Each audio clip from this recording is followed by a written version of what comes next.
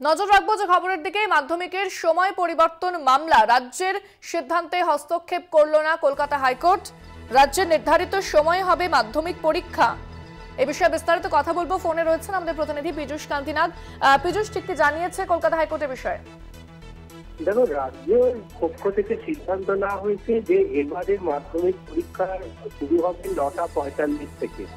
সেই সিদ্ধান্তে হস্তক্ষেপ করল না কলকাতা হাইকোর্ট। মামলাকারীর দাবি ছিল বহু দূর দূরান্ত থেকে ছাত্রছাত্রীরা আছেন, 9:45 পরীক্ষা হলে তারা সময় মতো পৌঁছতে পারবেন না।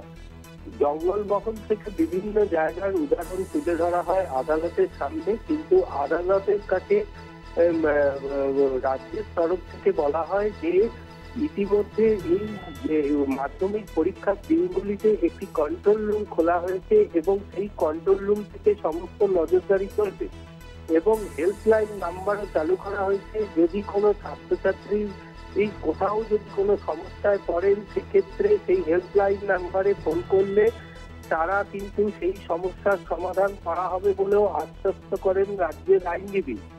সামগ্রিক বিষয় শোনার পরই কিন্তু আদালত সিদ্ধান্ত গ্রহণ করেছে যে রাজ্যের নির্ধারিত সময়সূচিতে আদালত এই মুহূর্তে কোনো হস্তক্ষেপ করবে না। যদিও মামলার শুনানি চলাকালীন হঠাৎ বিচারপতি বিশ্বজিৎ বাসু এই সময় পরিবর্তনের সিদ্ধান্ত নিয়ে কটাক্ষ করেন রাজ্যের আইনজীবীকে, যে হঠাৎ কি এমন হলো যে যাতে এই সময় পরিবর্তন প্রয়োজন হলো। এই নিয়ে কিন্তু বিচারপতি বেশ কিছু মন্তব্য করেন। তবে রাজ্যের পরিবর্তিত সময়সূচিতেই হবে মাধ্যমিক পরীক্ষা। মাধ্যমিক পরীক্ষা শুরু হবে 9:45 জানিয়ে দিলেন বিচারপতি বিশ্বজিৎ বাসু। ধন্যবাদ পীযূষ। কথা বললাম প্রতিনিধি পীযূষ কান্তিনাগের সঙ্গে।